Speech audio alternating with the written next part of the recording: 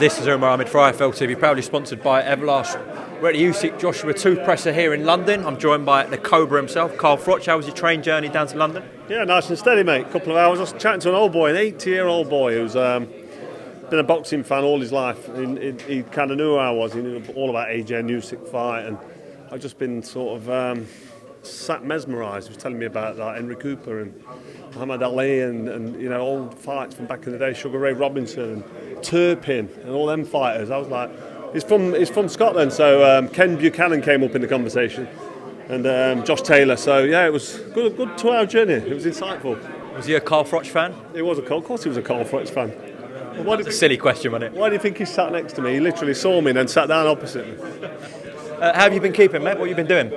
Yeah, well, good, mate. I'm in the building game quite intensively, actually. I've probably overstretched myself a little bit, but I've got some good people working for me, so yeah, busy with the building game. I've got a project on at home as well. I've got a gym and just done a golf studio for my son so he can play through the winter and when it's dark at night after school. So yeah, all going well. All right, good stuff. How do you think this pans out in Saudi Arabia, August 20th? I don't think it pans out. I think it's going to be difficult for Joshua to beat Usyk in this rematch. It's going to be very difficult unless he gets his mind, unless he changes his trail of thought and his mindset. His mindset needs to be bang on. He needs to start believing in himself and go in that ring with ultimate confidence that he can and will do the job. And if he goes in believing, he can achieve. And I don't want to be too cliche, believe and achieve and all that, but I just think since the Ruiz loss, he's not had that mindset. He's not had that mentality of a winner. Just sort of got through the rematch with Ruiz. I wasn't impressed with the Pulev victory, and I've not seen that fire back in his belly. I don't think leaving Rob McCracken, I don't know if it was a good decision or not, but I'm hoping it works out to be a good decision for him in terms of changing his mentality, and maybe a change is as good as anything else when you're preparing for a rematch with someone like Usyk, because he needs to do something different, and hopefully his new coach can bring that out of him and get him back to his old way of thinking when he was a little bit more naive and a bit green, like when he fought Dylan White and when he climbed off the floor against Klitschko to get that win. That sort of mentality and that sort of tenacity, whereas he's just fighting on instinct and using his size and strength and his big shots and, you know, letting the shots go.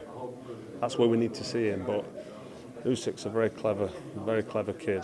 Well, he's not a kid, is he? What is he, 34, 35? But, do you know what I mean? He's a very tricky operator. And he looks big now, he looks a bit stronger, a bit bigger than when he fought the first fight. Whether that's going to be an advantage or a disadvantage, we'll wait and see. But yeah, it's a tough one for AJ. I'm not saying he can't do it, because he can. Of course he can. He's got all the physical attributes, but he needs to get it right mentally. He needs to get his head right. Otherwise, he might as well not even turn up. If you don't believe in himself, he might as well not even bother turning up. From what you're saying, then he could do with watching Froch v Butte. Yeah, the Froch Butte, mate. I lost to Andre Ward, and that fight against Butte was a bounce back from that. So hopefully, if he's that frustrated and annoyed from the performance he put in against Usyk in the first fight, because it was a poor performance, it was wrong. Tactically, he got it wrong, and when he knew that he was losing it round after round, I think he should have changed. He should have changed his game plan. He never did. It's difficult to change the pattern during a fight. You've got to be a very special kind of fighter to change your mindset and change your tactics during a fight, because you're just doing what you think you can just do at the time, and then hopefully things will start to change for you. But obviously he did the same round after round after round, and he got conclusively outboxed and then beat up at the end of the fight in round 12. He was getting quite a bad beating, so he needs to employ different tactics and get his mind on the job. You're someone who never lacked fire in a fight. How does he turn that on? How does he get that fire back on, Carl? Mate, it's different. It's difficult to know. Different every time you fight, your mind's somewhere. I had a good psychologist when I rematched with George Groves, Chris Marshall. I used him. It was at Sheffield. I think he's a cricket psychologist, and he just kind of put my mind into perspective, separated the logic from the emotion, and taught me how to channel my emotions positively. And my nerves, I was quite a nervous fighter, which did me good, because the nerves switched me on and got me adrenaline going. How do you do it, mate? If you had the answer to that question, I wouldn't be stood here chatting to you. I'd be writing books and giving advice. Just to keep with the heavyweight division, Tyson Fury says he won't be fighting again unless someone stumps up $500 million. Do you see him staying retired? Well, yes, if he wants $500 million, it's like £500 million. I didn't think he'd stay retired. I thought he'd be eager to get back in there because he's not the kind of guy who can have too long out of the ring because he goes out of shape, puts a lot of weight on. I don't know if his lifestyle is really that clean. Hopefully it is, since I don't know if he's in sobriety or not, but he's turned his life around since being on rock bottom a few years ago. So I just think if he is going to fight again, he needs to stay in the gym and try and get something signed up and something organised sooner rather than later. Quick word on Joe Joyce, someone you know very well, fighting this weekend against Christian Hammer. Was scheduled to fight Joseph Parker, but that fell through because of business reasons. But how much of a problem is Joe Joyce for the heavyweight division? It's a big problem for everyone. He's getting on a little bit now. He ain't got much time left, but anyone he fights, he gives them torrid time because he's so big and strong and relentless. He just bulldozes forward. What is he, the juggernaut? He's like a juggernaut, just coming forward non-stop. Keeps plodding away. He gets caught. His defence is terrible. He gets hit with shots. He don't move his head enough. His defence is leaky. But he's big and strong and he's got a high work rate. He's fit. So whoever he fights in the heavyweight division, it's exciting. I've seen the fight with Usyk against Joe Joyce on the World Series of Boxing, which is a 3-minute round format for those who don't know. And I've never seen Joe Joyce get beat so conclusively by anybody, if sparring or a fight. So that just shows how good Usyk is. But Usyk aside, I just think Joe Joyce is a serious threat in the heavyweight division. I'd like to see him fight Usyk, actually. You never know, he might get tactically do something a bit different. He's actually going to be the mandatory for the winner of this. Yeah, he'll be mandatory, so he definitely deserves his shot and deserves a payday. I like Joe Joyce a lot, not just because he's a real cool guy and a proper nice guy and a gentleman.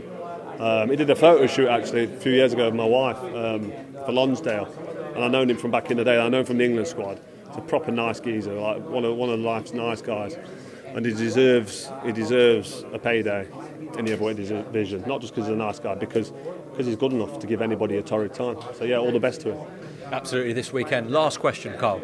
So Coogan did a piece with Amir Khan following his retirement, and at the end of the interview, Amir Khan came on and said, "You guys need to ask Carl why he's always had an issue with me." Now he's getting us to ask this, so just want you to clear from your side, because obviously there has been comments made between yourself and Amir and even his missus, but has there ever been an issue with you and Amir personally, Carl? Not really, no. He said something years ago about the reason that his brother never got picked. Is it Arun Khan? He sort of suggested that the reason that he never got picked to box in the Olympics is because Rob McCracken's my coach. I think it was because he lost to Lee Selby or Gamel Yafai or Khalid Yafai. That was the reason he never boxed in the Olympics, because he lost to them in the ABAs or the eliminators. So that was a bit annoying for Amir Khan to sort of accuse my relationship with Rob McCracken being the reason for why his brother never got picked for the Olympics. But to be honest, I'm not asked about it. I'm not 16. I'm 44 now, believe it or not. But listen, there's no beef with Khan. If I was to see Khan, listen, I'd shake his hand like we've done before. And all I've done with Amir Khan when I'm broadcasting about his fights, he's just done what I always do, and that's be brutally honest. You know, my honesty sometimes gets me into trouble because I just tell it how it is. And when he fights, you know, he's got a bit of a dodgy chin. When he fought Kell Brook, he was all over the place. So I just said it how it was. And sometimes when I say it straight, it upsets people. But I ain't got the energy all the time to have beef with Amir Khan. Amir Khan was a fantastic fighter who's had an unbelievable career, and he's got one of the best CVs in the world. Look at his CV. And look at my CV, the people we fought, the champions we fought, champions that we've beat, that's gone on to become champions, past, present and future, all that. Look at all the statistics. And there's my career, Amir Khan's career, probably Lennox Lewis. There's very few. Joe Calzaghe's got a good career, but if you look at the resume of the fighters he's fought for many years when he was defending, it's not that clever. Then he had Roy Jones and Hopkins at the end of his career. So I've got nothing but praise for Amir Khan as a fighter. You know what I mean? As a person, I don't really know him, so I can't really comment. But trust me, I've got no beef with him.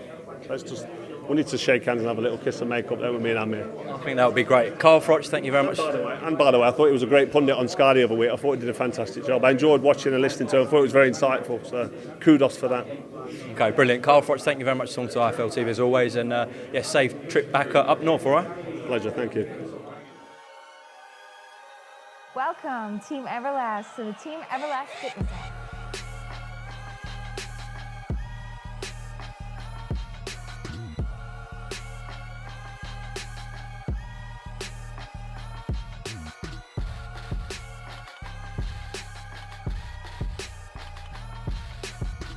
Download the Everlast Fitness app and find your greatness within.